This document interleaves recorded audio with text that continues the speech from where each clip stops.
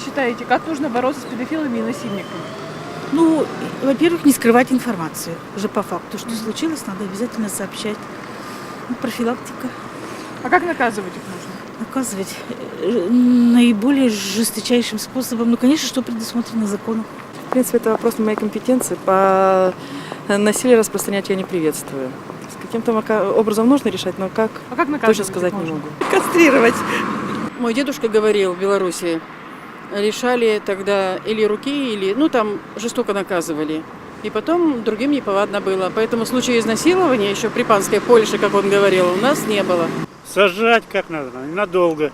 Я не помню, кто недавно предложил же какой-то браслет надевать, если рецидивисты. Я думаю, ну, как минимум, одна из мер. Наказывать тоже, наверное, жестко.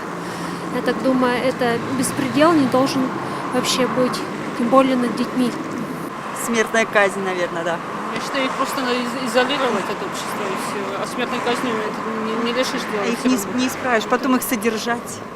Это очень сложный вопрос. Но я думаю, что самое главное, это если все общество будет, в принципе, следить не только за своими детьми, но и за чужими, обращать внимание на любое происшествие, которое с ними происходит. Даже если ребенок не очень сильно проявляет себя, но показывает о том, что ему некомфортно, и подходить и всегда спрашивать, что случилось, знаком ли тебе этот дядя, там, эта тетя, там, куда он хочет с тобой пойти, что он тебе предлагает. Но в любом случае самое главное – это неравнодушие.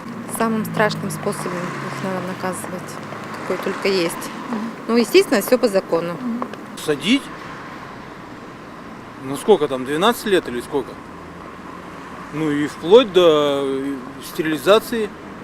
Ой, я не знаю, сажать, уничтожать. Ну как, сажать их на пожизненно.